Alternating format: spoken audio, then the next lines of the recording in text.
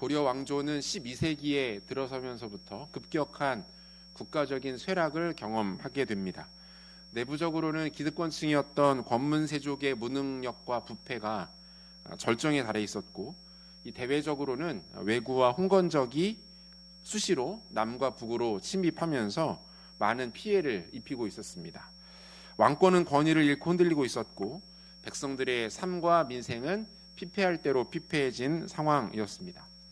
이와 같은 국가의 풍전등화와 같은 상황을 그나마도 지탱해주고 있었던 이들이 있었는데, 대표적인 인물이 최영 장군과 이성계였어요.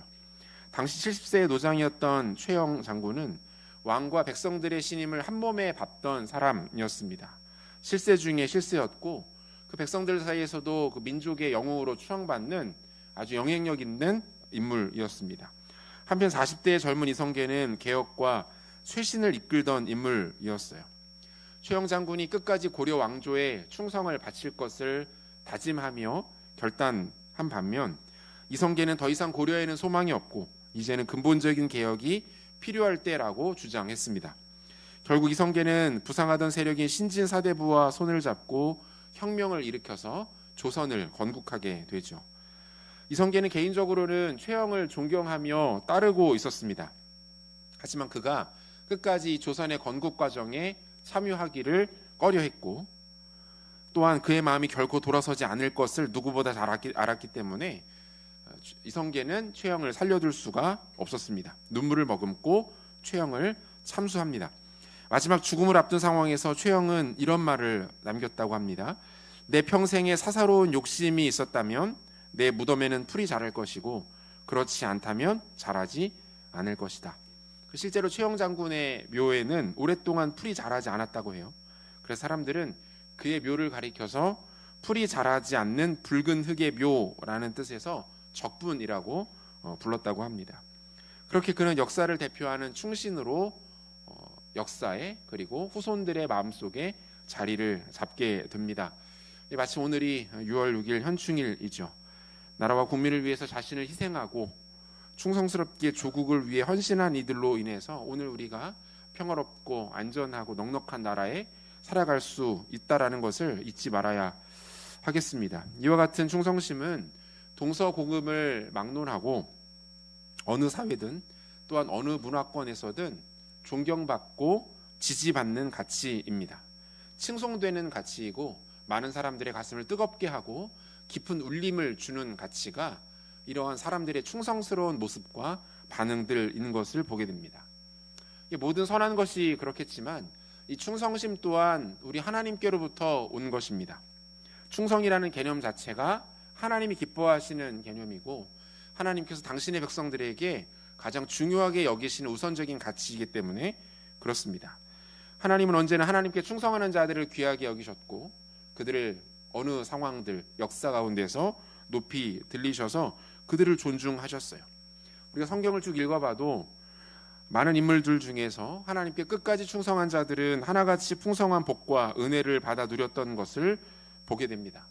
결정적으로 하나님의 아들이신 예수 그리스도 또한 아버지의 말씀에 순종하고 충성하심으로 인류를 위한 구속사를 완성하실 수가 있었던 것이죠. 하나님 앞에서의 충성, 성도가 보여야 마땅한 충성의 모습에 대해서 한번 말씀을 통해 묵상하고자 합니다. 본래 인간은 하나님께 충성하도록 지음받은 존재였습니다. 인간이 하나님의 형상으로 지음받았다라는 이 사실 자체가 의미하는 바가 무엇입니까? 인간이 살아가는 존재의 이유와 살아가는 목적, 우리가 지향해야 하는 모든 방향이 하나님을 기뻐하시는 것, 하나님이 원하시는 모습에 초점이 맞추어져 있어야 한다라는 것을 의미합니다. 하나님은 자신의 형상을 담은 피조물인 인간에게 충성할 것을 기대하셨어요. 그렇다고 해서 하나님이 인간을 마치 기계나 로봇처럼 만들어 놓으시고 무의식적으로 충성할 수 있도록 프로그래밍 해 놓으시는 것은 아닙니다. 하나님 그것을 원하지 않으셨어요. 그렇게 하실 수도 있었지만 하나님은 그렇게 인간을 창조하지 않으셨습니다. 그 대신 인간에게 자유의지라는 것을 허락하셨어요. 인간 스스로가 무언가를 결정하고 마음을 담아서 충성할 수 있는 의지를 인간에게 허락하십니다. 자발적인 순종 그리고 사랑이 담긴 중심을 받기 원하셨다라는 거죠. 인간에게 주어진 이 자유의지를 상징하는 것이 우리가 잘 알고 있는 선악과입니다. 선악과는 인간의 자유의지를 상징하는 것입니다. 창세기 2장 16절과 17절을 보니까 여호와 하나님이 그 사람에게 명하여 이르시되 동산 각종 나무의 열매는 내가 임의로 먹되 선악을 알게 하는 나무의 열매는 먹지 말라. 내가 먹는 날에는 반드시 죽으리라 하시니라. 이렇게 되어 있어요. 에덴 동산에 있는 모든 나무의 열매는 먹어도 좋다. 하지만 단 한 가지 예외. 동산 중앙에 있는 선악을 알게 하는 나무의 열매, 그것은 절대로 먹어서는 안 된다. 이렇게 명령을 하십니다. 약속하고 계시는 거예요. 나와 하나 약속을 하자. 다 모든 열매를 먹어도 좋으나 선악을 알게 하는 나무의 열매만큼은 먹어서는 안 된다. 내 말을 믿어라. 저것만 건드리지 않으면 너는 이곳에서 영원히 나와 함께 행복을 누릴 수 있을 것이다 라고 약속하시는 거예요.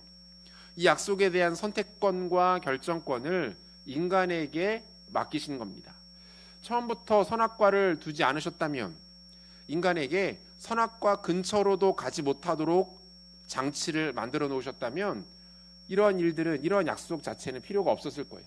하지만 하나님은 선악과를 두셨고 그 선악과를 가지고 인간과 약속을 맺으십니다. 그리고 너의 마음을 다해 의지를 담아 그 약속을 지킬 것을 요청하고 계시는 거예요. 이게 뭡니까? 자발적인 충성과 헌신의 모습입니다. 마음이 담긴 순종, 마음이 담긴 하나님을 향한 결단들을 기대하셨던 거죠. 하지만 안타깝게도 인간은 하나님의 기대를 산산조각 내고 맙니다. 사탄의 거짓말에 놀아났고 자신의 욕심에 침몰되었으며 하나님의 말씀을 업신여기게 됩니다. 불순종의 영에 지배를 받게 됩니다. 그래야 결국 죄와 사망, 저주와 멸망 가운데 처하게 되는 것이죠. 이와 같은 모든 인간의 실존을 오늘 본문 8절에서 바울은 이렇게 말하고 있는 거예요.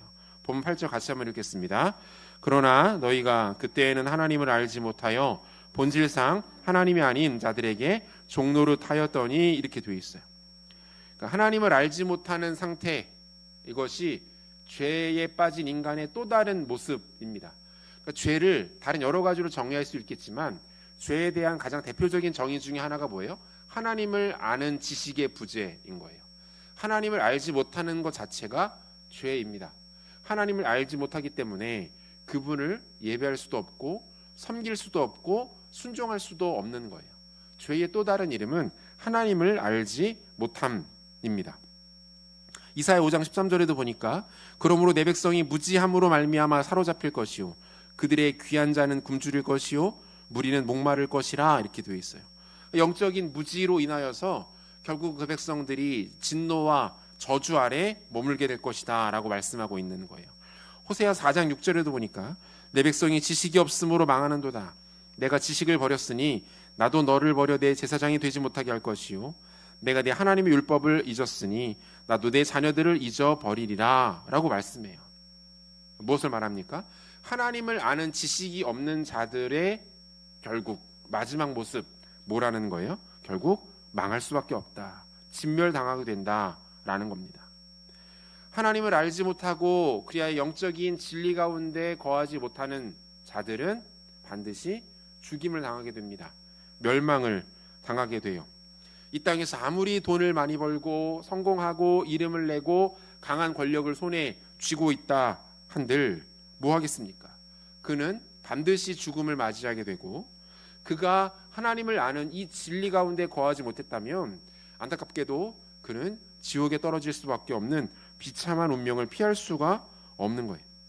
예수 그리스도가 죄인들에게 유일한 해답이 되신다라는 사실, 예수 십자가를 붙들고 보혈을 의지하는 것만이 우리가 구원받을 수 있는 단 하나의 길이라는 사실, 이 진리를 깨닫지 못하면 어느 누구도 구원에 이를 수가 없는 것이죠. 그러므로 모든 인간에게 가장 절대적이고 중요한 진리가 무엇입니까?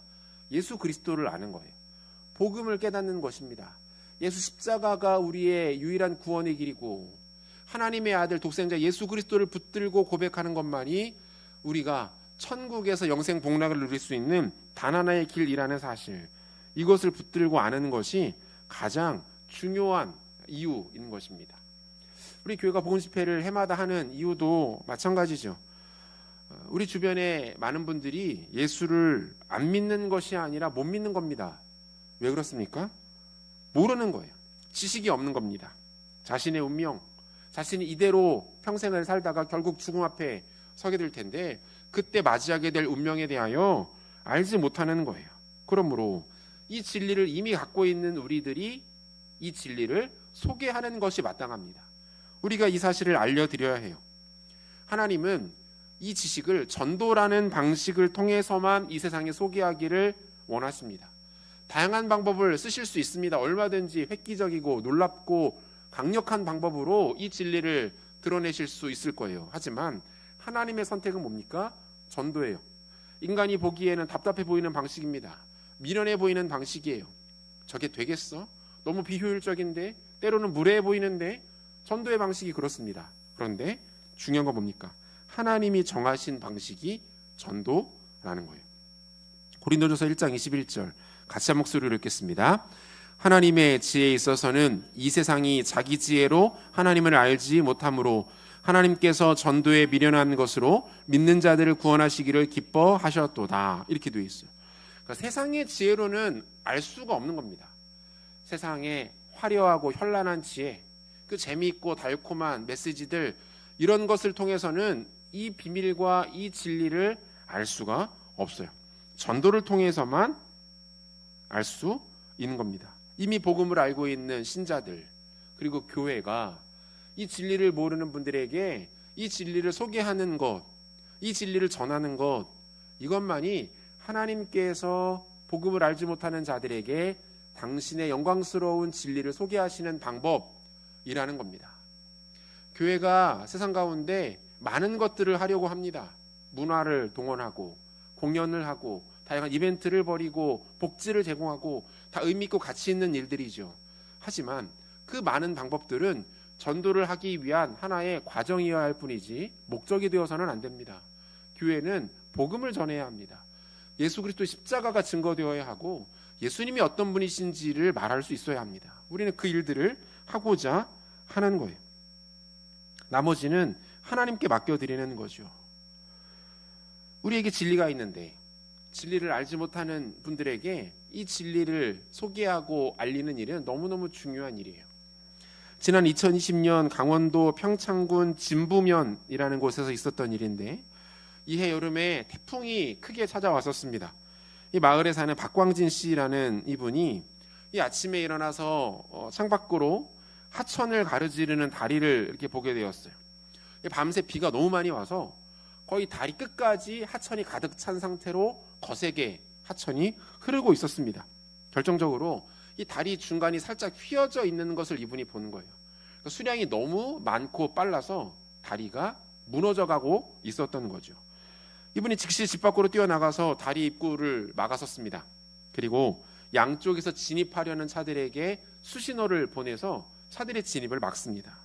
마침 승용차 한 대가 다리로 막 진입을 한 상황이었는데 이분이 흔드는 수신호를 보고 후진해서 차를 뒤쪽으로 뺐습니다. 그리고 약 30초 뒤에 굉음을 내며 다리가 물속으로 떠내려가고 말았어요. 이분의 행동이 매우 지혜를 있고 용기 있는 것이죠. 그런데 여러분, 우리 중 누구라도 그렇게 하지 않겠습니까? 이 길로 넘어오면 죽는데 그대로 차를 몰고 다리로 들어오면은 차에 타 있는 모든 사람들이 죽임을 당하는데 누가 그것을 지켜만 보고 있겠냐는 거예요. 복음 전하는 것이 이것과 동일합니다. 그대로 두면 안 됩니다. 비참하게 삶을 마감할 뿐만 아니라 구원받지 못하게 되는 일들이 벌어지게 됩니다.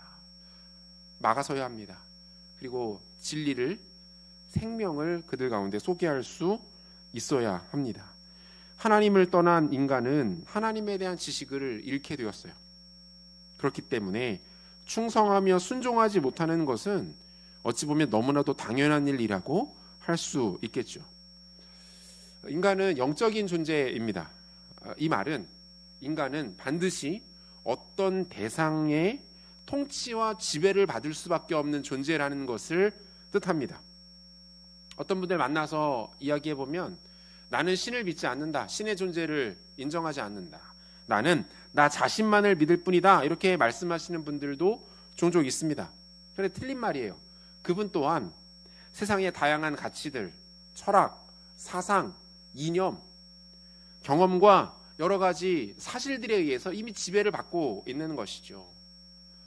여러 가지 요소를 통해서 메시지가 그에게 들어갔고 그 메시지를 중심으로 그의 인생과 삶이 움직이고 있는 것입니다.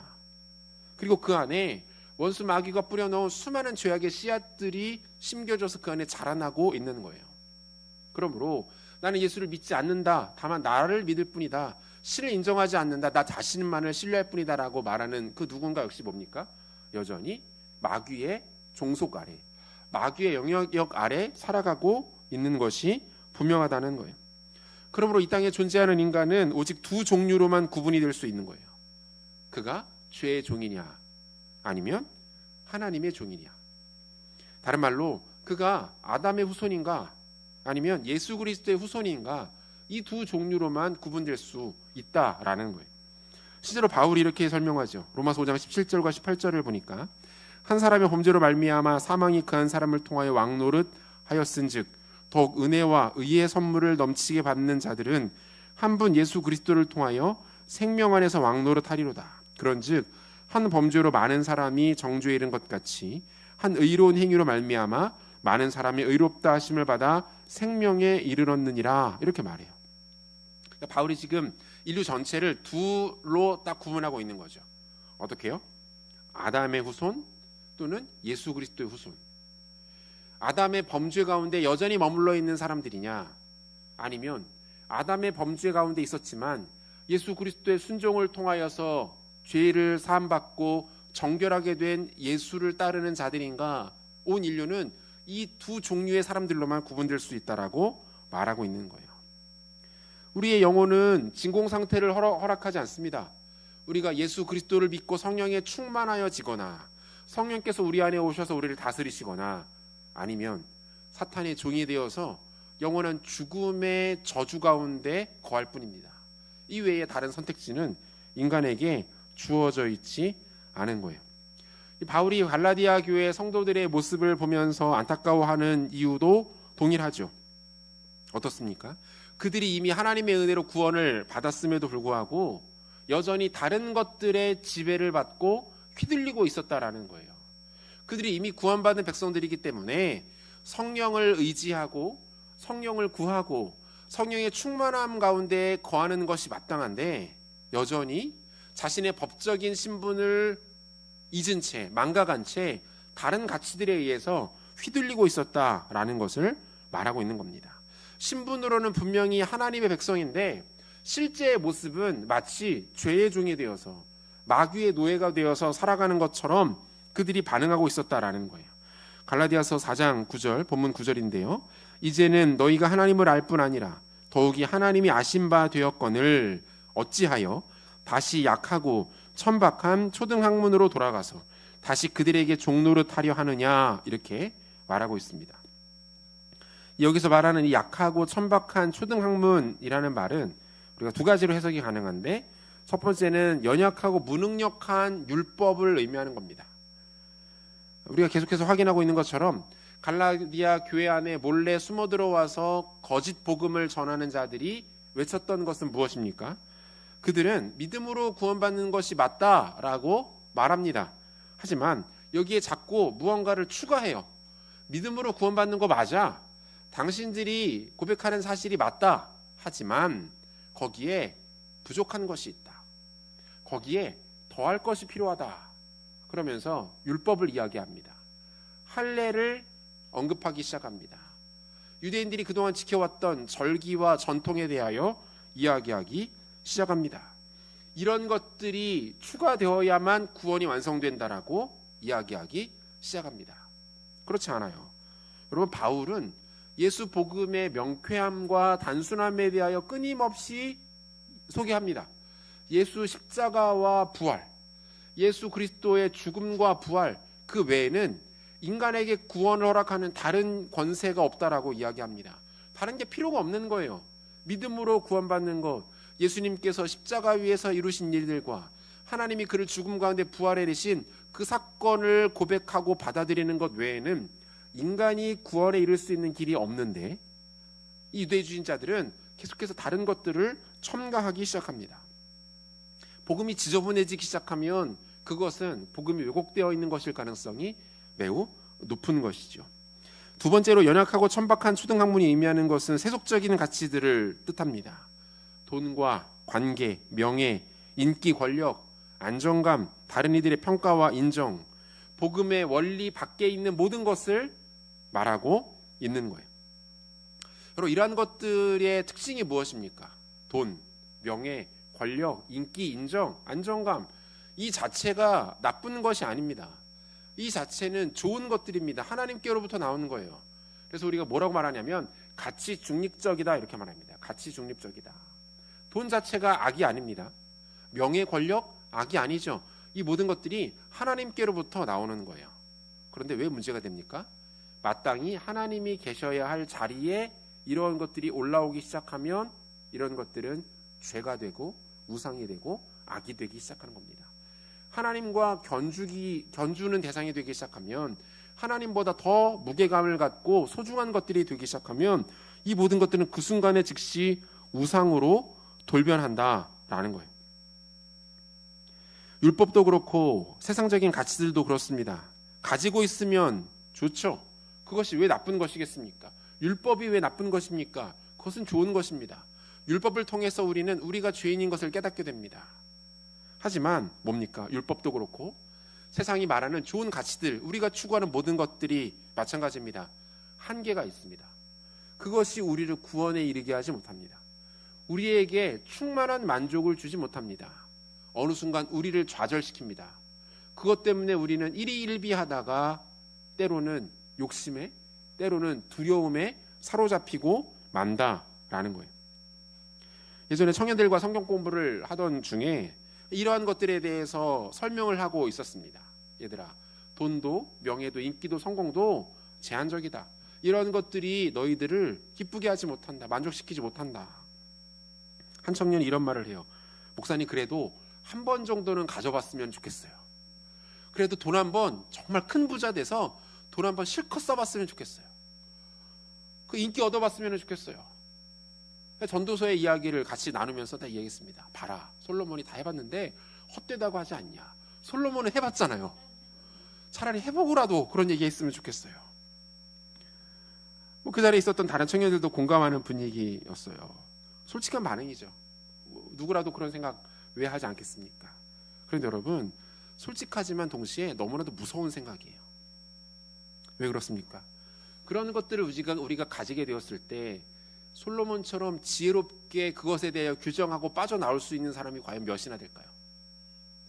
내가 돈도 경험해보고 권력도 경험해보고 모든 쾌락과 기쁨을 다 누려봤더니 이것이 헛되더라. 오직 하나님만이 영원하시더라 라고 이 모든 것 끝에 이와 같은 결론을 내릴 수 있는 사람이 과연 몇이나 될까요? 그런 것들을 가지게 되었을 때 얼마만큼 타락하고 하나님 앞에 죄를 짓게 될지 누가 어떻게 장담하겠습니까? 여러분, 이것은 마치 무엇과 같냐면 마약은 위험하다. 하지만 쾌락을 제공해 준다고 하더라. 위험한 건 알지만 그 쾌락이 뭔지 한 번쯤은 경험해보고 싶다라고 해서 발을 들였다가 중독으로 빠지는 것과 크게 다르지 않습니다.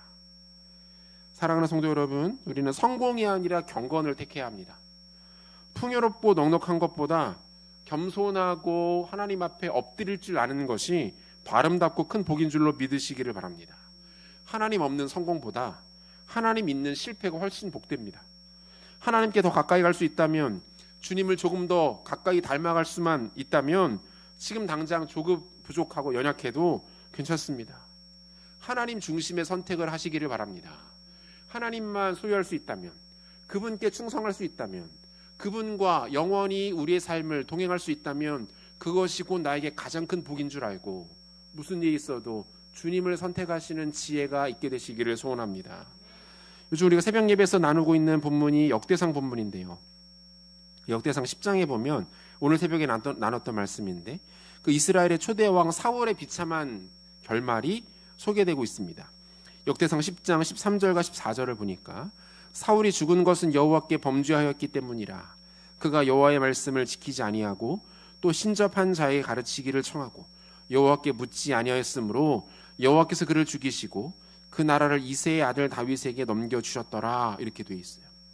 이 사울이 블레셋과 마지막 전투를 벌이게 되는데 이 전투에 패배하면서 모든 걸 잃게 됩니다. 함께 데리고 나갔던 그 수많은 병사들을 잃게 되고 그의 귀한 세 아들들을 그 전투에서 잃게 됩니다. 자신 또한 그 모든 명예 다 실추하게 되고 이방인에게 죽임을 당하는 비참한 현실 앞에 놓이게 되고 결국 스스로 목숨을 잃게 되는 누가 봐도 처참하고 허무한 마무리로 그의 인생이 마감하게 돼요. 우리가 아는 것처럼 사울왕 처음에 나쁘지 않았습니다. 괜찮았어요. 늠름했고 당당했고 사람들이 보기에도 하나님 보시기에도 나쁘지 않은 이스라엘의 첫 번째 왕으로 세워져도 흠결이 없는 그러한 사람이었습니다. 하나님이 그에게 은혜를 주셨고 형통하게 하셨어요. 그를 중심으로 나라가 부강해지기 시작합니다. 하지만 그가 힘과 권력에 취하기 시작하고 하나님께 허락하신 성공을 자신의 것으로 착각하기 시작하면서 교만해지기 시작합니다. 하나님이 있었던 자리에 세상의 것들이 들어오기 시작합니다. 하나님만 경외하며 두려워하던 자리에 우상 숭배하는 마음이 들어오기 시작합니다.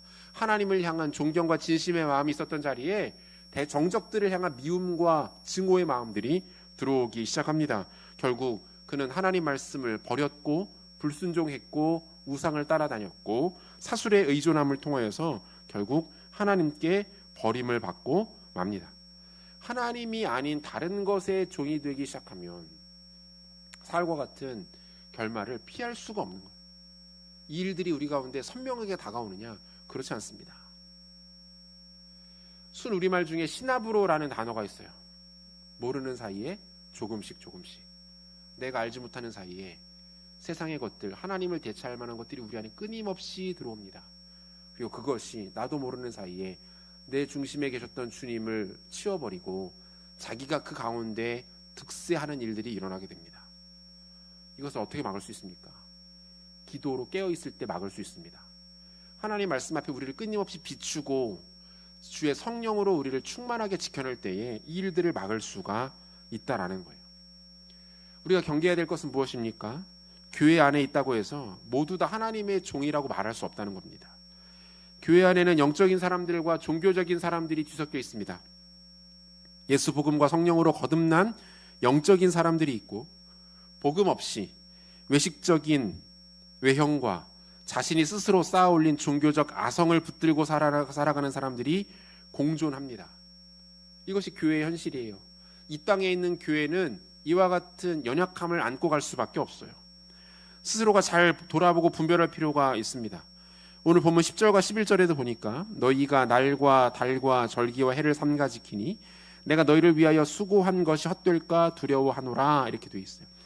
여기서 날과 달과 절기와 해를 삼가 지킨다는 것은 유대인들의 각종 절기를 지킨다라는 것을 의미합니다.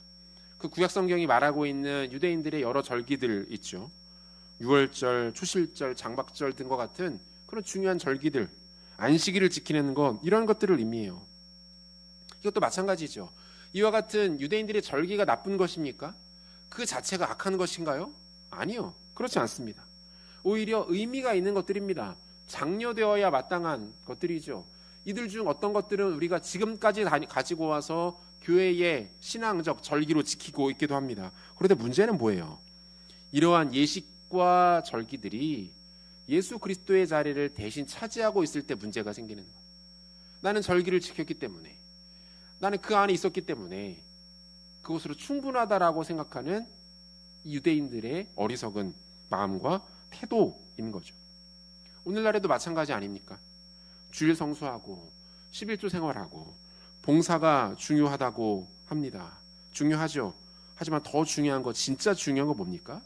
그것을 대하는 우리의 중심과 마음이 왜 주일 성수를 하고 있는지, 11조를 왜 하나님 앞에 정직하게 드리고 있는지, 찬양팀으로, 찬양대로, 교사로, 교회 내의 다양한 사역으로 섬김에 봉사하는데 그 일들을 왜 하고 있는지, 무엇이 우리로 하여금 그 섬김의 자리에서 주님께 충성하도록 만들고 있는지, 그 고민들이 없으면 안 됩니다. 그 고민들이 우리 신앙의 근본이고 본질이라는 거예요.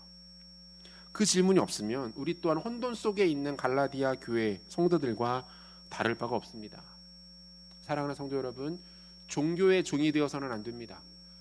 교회의 종이 되는 것도 안 됩니다. 오직 그리스도의 종이 되시기를 바랍니다. 하나님 아버지의 종이 되셔야 합니다. 그리고 그것에 대한 가장 강력한 증거는 성령의 지배와 다스림을 받고 있는가입니다. 성령의 지배와 다스림을 받고 있는 사람은 끊임없이 성령의 충만함을 간구합니다. 끊임없이 성령의 기름 부으심을 추구합니다. 다시 말하면 기도의 자리로 나오는 것을 쉬지 않는 거예요.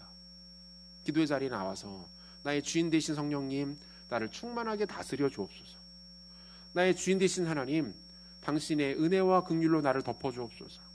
하나님의 은혜가 없이는 내가 단 1분 1초도 이 땅을 살아갈 수 없사오니 하나님, 내 가운데 기름 부어주시고 나를 붙들어 주옵소서. 이 고백이 우리가 진정한 누구의 종인지를 증명하는 고백의 이름을 믿으시기를 고백합니다. 말씀 마무리하려고 합니다. 내가 어떠한 존재인지에 대한 진지한 고민과 성찰이 필요합니다. 과거에 내가 어땠는지, 예수를 알기 전, 믿기 전 죽음과 저주 가운데 살아갈 수밖에 없었던 자였다라는 것을 기억함이 필요하고, 지금의 나는 어떤 상태인지를 늘 확인하는 것이 중요합니다. 이 변화가 가능했던 것은 무엇 때문이었는지, 어떤 은혜와 어떤 힘이 나를 지금과 같은 모습으로 만들었고 무엇을 향하여 나를 이끌고 가고 있는지를 살펴야 합니다. 예수 십자가와 복음의 능력을 붙드시고 그것을 깊이 묵상하시고 그 한복판에서 뿜어져 나오는 하나님의 은혜와 긍휼, 기름 부으시는 성령의 은혜를 더욱 풍성하게 사모하심으로 말미암아 그리스도의 종으로, 하나님의 종으로, 성령의 종으로 우리의 인생을 주님께 아름답게 드리는 사랑하는 모든 승인의 성도들 되시기를 우리 구주 예수 그리스도의 이름으로 축원합니다.